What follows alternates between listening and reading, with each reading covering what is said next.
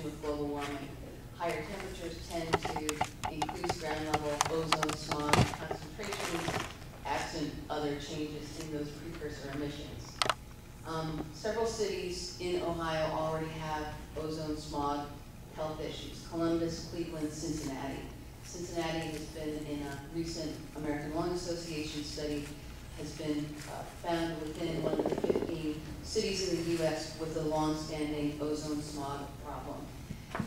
One study that looked ahead to the 2050s under a changing climate found that increasing temperatures could indeed increase the number of these ozone exceedance days in future under a changing climate. For Columbus, 11 more of these unhealthy smog days, these ozone exceedance days, in a typical summer were projected by 2050. A 28% decline in the healthy days in a typical summer under those conditions. For Cleveland, again, 11 more of these unhealthy air days, and for Cincinnati, one more, 12 additional unhealthy air days by the 2050s. The map on the right gives a sense of where Ohio is in the overall eastern U.S. And again, the redder colors signify a greater increase in ozone, ground level ozone concentrations by the 2020s in that case, which is a near term and a relatively short term increase from now under a changing climate. There's another link between changing climate and atmospheric conditions, air pollution that bears on health, and that's a link with pollen. Dr. Hess mentioned this. The higher the ozone, or rather the carbon dioxide concentrations, the higher pollen production tends to be in some important allergenic plant species. Ragweed notably is one of those. And unfortunately, in many parts of the U.S., including Ohio, late summer is when ragweed produces its pollen. It also tends to be when there can be high ozone smog days. This is a map that NRDC prepared of the U.S. and those areas by county in which both ragweed occurs and high ozone exceedance days, unhealthy ozone days, occur in summer. Again, I put a blue circle basically over where the state of Ohio is, and you can see the sepia, the brown colored areas, are those areas in which both ragweed occurs and unhealthy ozone air quality days occur in summer. This is an unfortunate combination for an estimated 110 million Americans who live in areas with both ragweed pollen and ozone exceedance days. The health effects from those two exposures together can be worse than either exposure alone, presenting basically a double whammy in terms of health effects, and a longer allergy season with more CO2 in the atmosphere could prolong the season of adverse health consequences. So we're concerned for the 700,000 residents of Ohio who have asthma that this could present another health challenge. Agriculture in the state of Ohio is also an area of concern. Higher temperatures certainly could present challenge to agricultural yields and prolong the amount of time that is suitable for certain important crop pests, the corn borer. This can have both economic impacts, can lead to more application of agricultural chemicals, which can then wash into water supplies and present other health consequences for people that are using the groundwater and surface waters downstream. Flooding and sewer overflows into river systems can increase as more extreme rainfall events are happening and washing agricultural chemical contamination also into water bodies. So we're concerned about these sort of climate, agriculture, and water contamination issues as well. They bear clearly on human health. All of this information aside, there's much that we can do now to put ourselves in a better state of preparedness to meet these challenges. Basically, it's adapting to these changing conditions.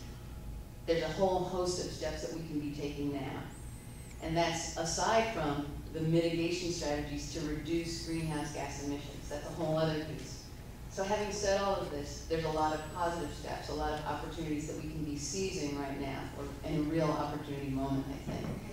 And these are four sort of principles that we've outlined as a way of preparing ourselves to meet these health challenges. We can identify local vulnerabilities, trying to figure out where do the local communities reside who are most susceptible to these exposures, whether it's air pollution, where do people who have the highest prevalence of asthma, in terms of heat, where do people 65 and older live? Where are those communities and how do we reach them most quickly in terms of when an emergency happens? 2, we want to track environmental changes and health threats, surveillance, and unite those two surveillance and monitoring systems. And we want to make sure that our monitoring systems are up to speed, are well supported, and are receiving the funding that they need. We really want to beef up our monitoring systems, some of which have languished in the last 10 years or so. So we think that that's incredibly important now, given the challenges that global warming is going to present to society. 3, there's lots we can do to build more resilient communities, from infrastructure changes to regulation and legislation changes to communication changes. There's a lot that's going on there. Green infrastructure changes, green energy efficiency. There's so much happening in this area now. And 4, promoting education and dialogue like this event today, like educating health practitioners, and uniting sort of federal, state, local expertise and getting it out to the public, the people who are affected in communities. So we think that this is an incredibly powerful combination, and everyone in this room is definitely part of that equation. With that, I'll proceed to Mike McNutt to your questions and to a dialogue, but please feel free to email me. There's lots more information about our past and current research, and please visit our website, and thank you very much for being here and for your attention and your work too. Thank you.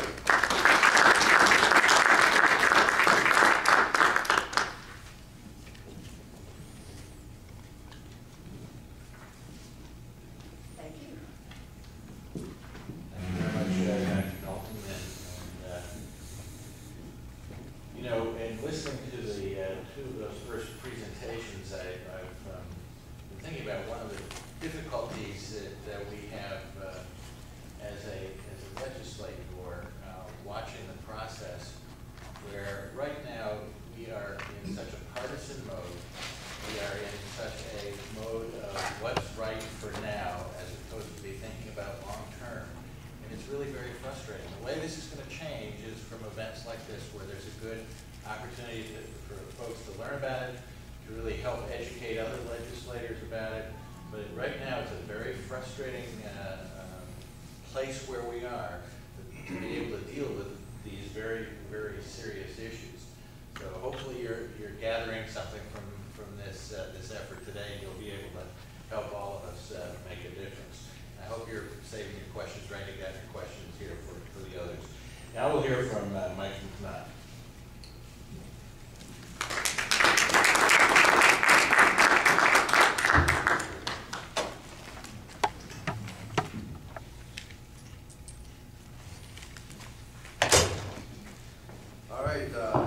Well, thank you everybody for having me. It's actually an honor to be here, to be able to discuss some of the things that we're doing up in Cleveland with you. And I thought this was a great way to kind of take things from an international level to a more national, state level. And now let's talk about, as the doctors alluded to, kind of where the rubber meets the road. I'm Mike McNutt, and I'm actually a watershed coordinator with Cuyahoga County Board of Health, and I'm actually also a water coordinator specifically for the Tinkers Creek watershed, which is ultimately the largest tributary to the good old Cuyahoga River. And so this discussion, I think, is going to be a little bit more about watershed management and sustainability, and a holistic approach to water quality attainment. And we'll get into this a little bit more as we go. But kind of as a backdrop to the discussion, we heard a lot about increases in precipitation events and what that perhaps could mean to just overall public health. And so let's kind of focus on that and keep that in the back of our mind as we go through this discussion here. Let's talk about some quick facts about water. About 65% of all of us here are made of water. That's quite a bit.